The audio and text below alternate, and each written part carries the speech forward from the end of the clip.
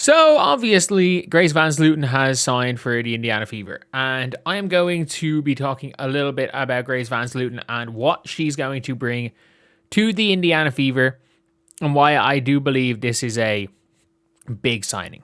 Like, this is an important signing because I feel like this is something that in the short term isn't that relevant. Like, if you're asking me on a scale of 1 to 10, what impact Grace Van Slooten is going to have this season, it might be a 3. It literally might be a 3. Grace Van Slooten is a player that, for me anyway, is a long-term project. So, if you guys don't know about the draft, Grace Van Slooten in the draft slid. She slid based on her senior season in college. So, if you look at Grace Van Slooten's college stats, like, she averaged very similar numbers across all 4 years. After the 2023-2024 season, coming into her transfer into Michigan State, she was projected in the top 10 of the draft. A lot of people thought that she was going to go top 10. That, especially with the increase of players or increase of teams, she was going to be a first rounder. And she was projected to be a first rounder all the way up until her senior season, where she shot 50% from the field, did not really shoot the 3-ball. And that's the one thing that I don't think people, I think people are kind of might be expecting her to shoot the 3-ball a little bit better than she can, but no, I don't see her as much of a shooter. Maybe she'll project to be that, but I was hoping in her senior season to see her hit more threes, and she just didn't. She's a passable free throw shooter, like mid-60s. Not a good free throw shooter, but like a KK Timpson level free throw shooter.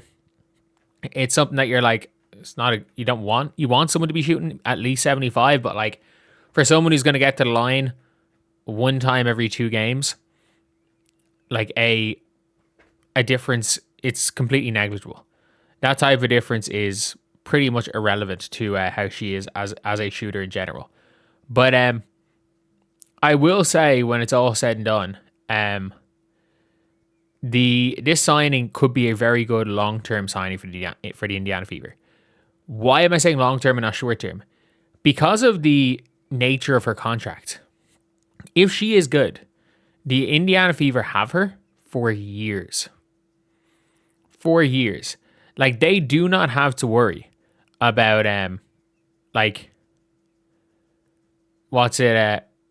Grace Van Slooten leaving. They don't have to worry about Grace Van Slooten cooking and hooping and suddenly being unaffordable. She is under team control until the end of the 2029 season. They have her till 2030. And if you're looking again at some of the highlights of Grace Van Slooten, this is a player that looked really all around good against the Fever. Like, you have seen again these clips. Shout out to Do Basket, Christian, for showing these here. Shout out to him for a lot of highlight tapes of maybe the unheralded players. But like, you're seeing her guarding Kelsey Mitchell here on the perimeter. Like, that is not an easy shot by Kelsey Mitchell. She's willing to take that assignment. She is mobile. She gets a steal, takes it coast to coast, and finishes over Caitlin Clark. Again, Caitlin trying not to pick up a foul, but still. Finishes, goes coast to coast to make it an 8-point game in the second quarter. Like, that is her own steal, pushing the ball up. Like, KK Timpson's not doing this. KK Timpson's got more length. She does not have the body control of Grace Van Slooten. Then you've got, again, nice DHO there into Jane Melbourne, or pitch pass into a handoff. Comes down, swats KK Timpson. KK comes down again, swats her again, and is able to run the floor on the wing. Plays some bully ball on Kelsey Mitchell, gets a pass to Flaw J. Johnson. And again, she had 3 assists in this game, which is more than KK's had in her career. Easy finish there, going baseline. A good downhill driver, an athlete, a mediocre defender, not a rim protector, but you're not going to get an athletic rim protector. They don't exist. Like, that player doesn't exist right now. Like, I think a lot of people might have been like, oh, could they not have gotten an athletic rim protector that can shoot? Yeah, if that player existed, she'd be $1 million. That player did potentially exist at 10 in Medina O'Cosh, and they passed up on her. And look, I'm going to be real here. I wasn't I wasn't pissed at the Fever passed on Medina O'Cott either. So I'm not gonna go in hindsight and kill them for not taking O'Cott.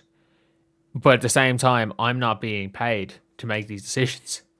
I'm being paid to talk about it. I think the Nell Angloma one is one where on the day it looked terrible. It looked absolutely terrible. But I think that this changes.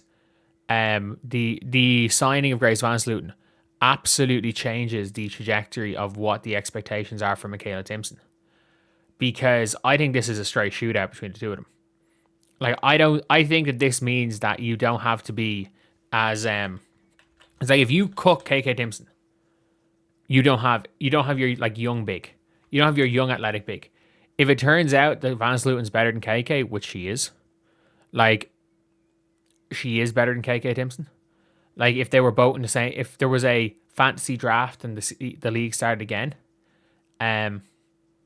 like KK Timpson would go below Grace VanSlooten. Absolutely would. So this is one of these things where it's like, and this is a very, very good signing. This is somebody that I'm shocked cleared waivers. The Fever were going to have to give her the full contract together. They weren't going to be able to cut a hardship player or call up a hardship player and bring her up on a hardship. It wasn't going to work like that.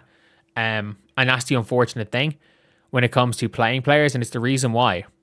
Like, I don't think people understand. This is why you hide players.